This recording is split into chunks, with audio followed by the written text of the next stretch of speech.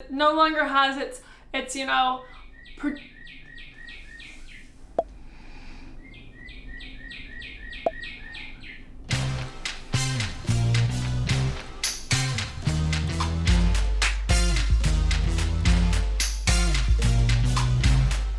Hello and welcome back to my channel. Today I have a video that will hopefully be very helpful to you if you're looking for ways to make your everyday errands a little bit more sustainable. That's right, I am here to make your trip to the grocery store better for the planet. So grab your list, grab a cart, or if you're like me, grab a basket and grossly underestimate how many groceries you will be buying, and let's go shopping. Now there are a lot of components that go into sustainably purchasing food. How it's made, where it's made, what it's packaged in, what amount of it gets wasted. So we are really just scraping the surface in this video. This channel is about my relationship with the planet in hopes that it will inspire people to think about their relationship with the planet. In reality, our relationship with food as it relates to sustainability could be a channel all on its own. But you have to start somewhere. I thought I would share a little bit about what my personal grocery shopping habits are, although that's not what this video is going to be about. But just a little bit, I am lucky enough to have found a local co-op here in Seattle that I really love. For those who don't know, a co-op is basically a grocery store that's owned by the members who shop there. So they have a say in what gets sold there, where things are coming from, and the standards and qualities of those items. Because of that, they have really great, thoughtful products, a lot of local produce, and in my particular co-op, they have a really great bulk section.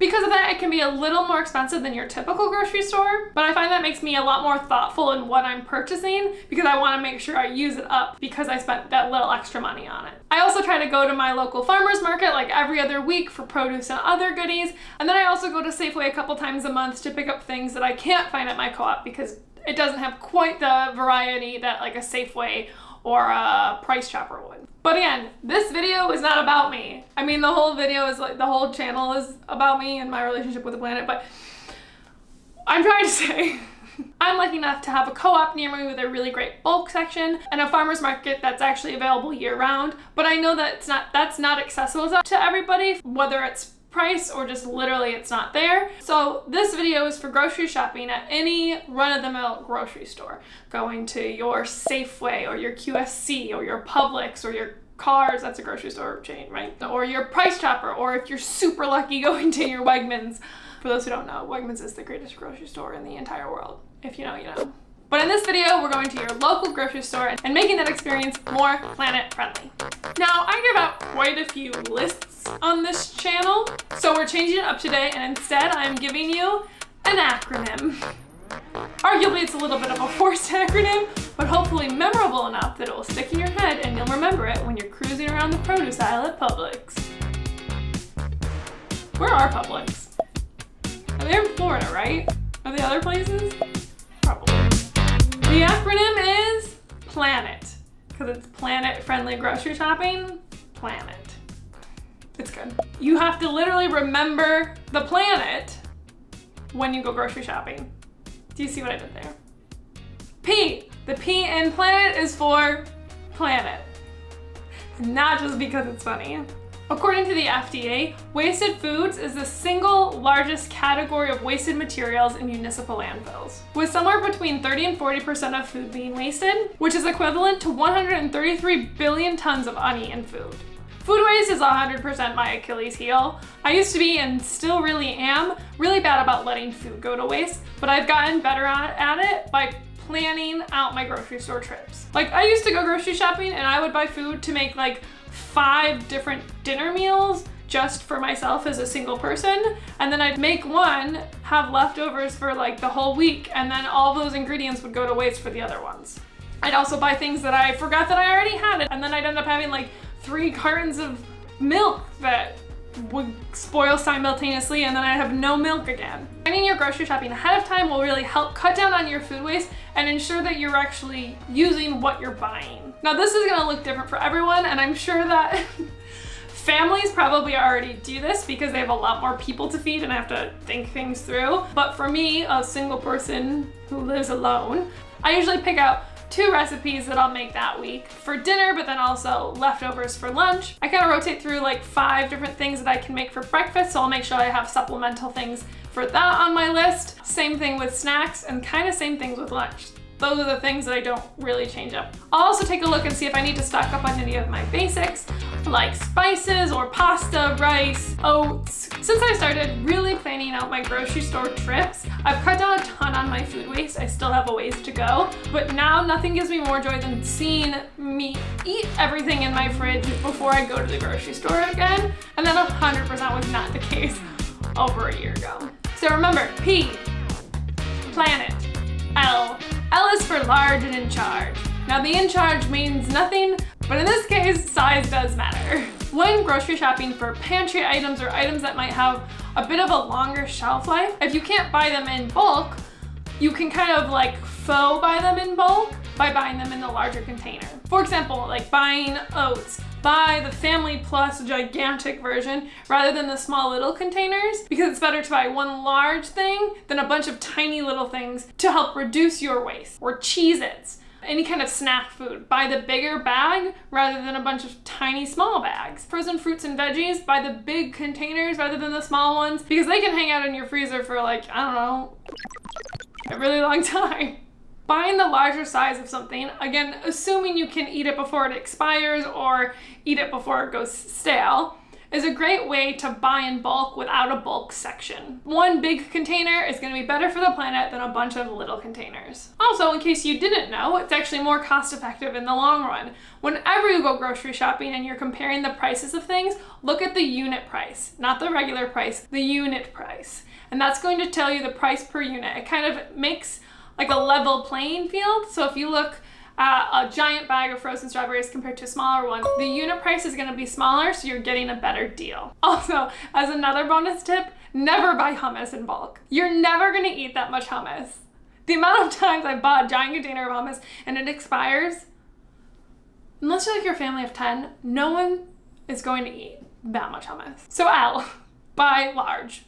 Next up, we have A fantastic letter. A is for alternatives to plastic. Whenever possible, try to find your items in aluminum, glass, or cardboard packaging. Seltzer or soda is a great example of this. I always buy my soda in aluminum cans. Jellies and jams, instead of a plastic container, you can find them in a glass container.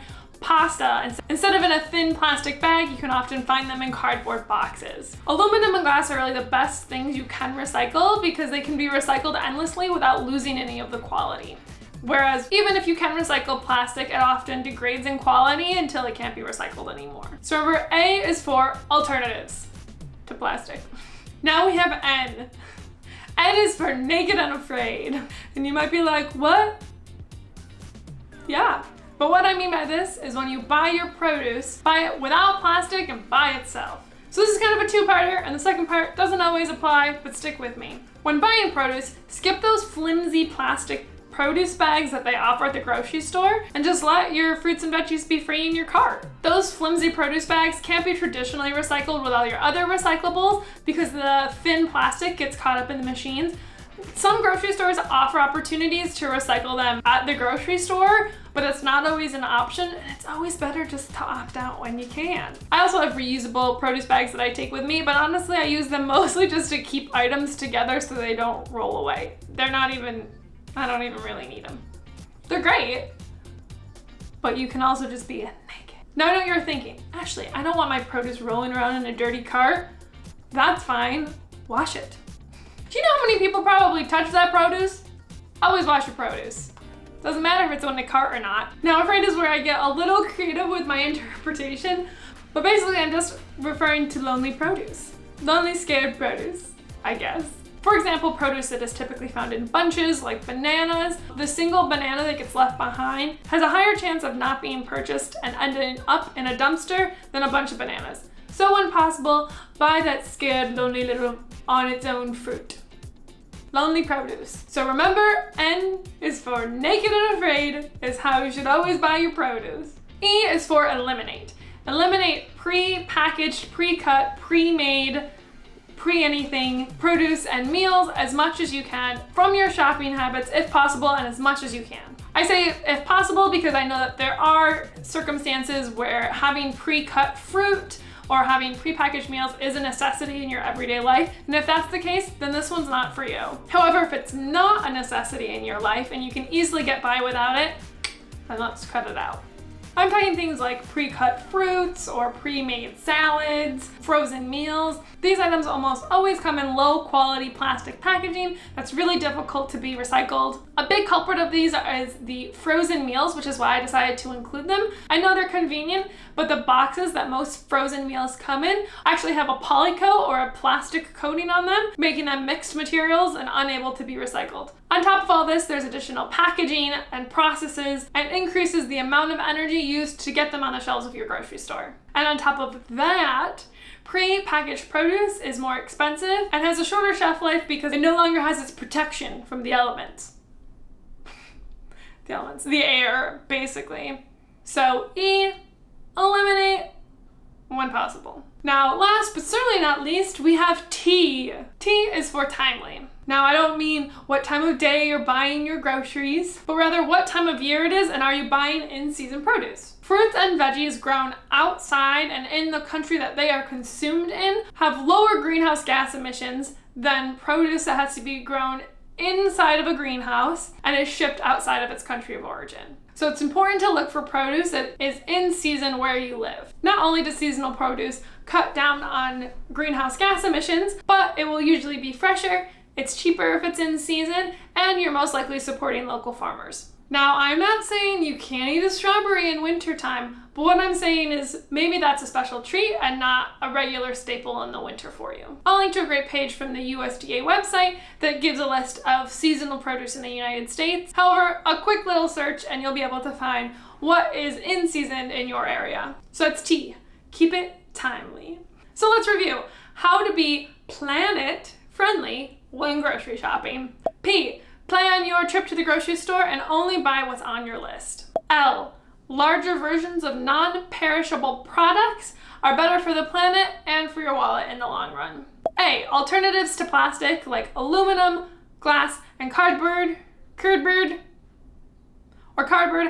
are preferred because they're easier to recycle than plastic. N, naked and afraid. Skip those filmy plastic bags. E, eliminate prepackaged produce and pre-made meals to reduce packaging, costs, and food waste. T, timely produce is better for everybody. What time of year you're buying produce matters, so make sure you're trying to buy in-season produce when possible.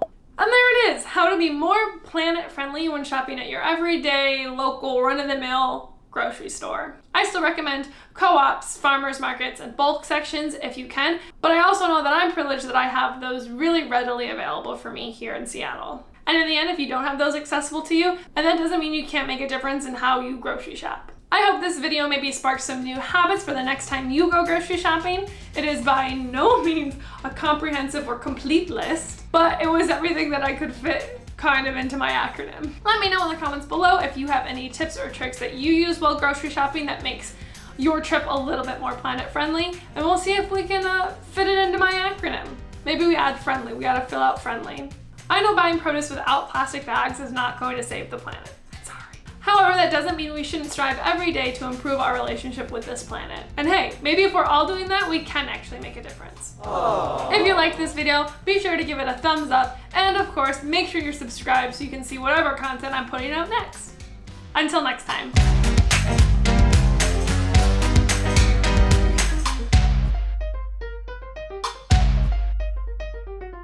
What I'm trying to say is that your grocery store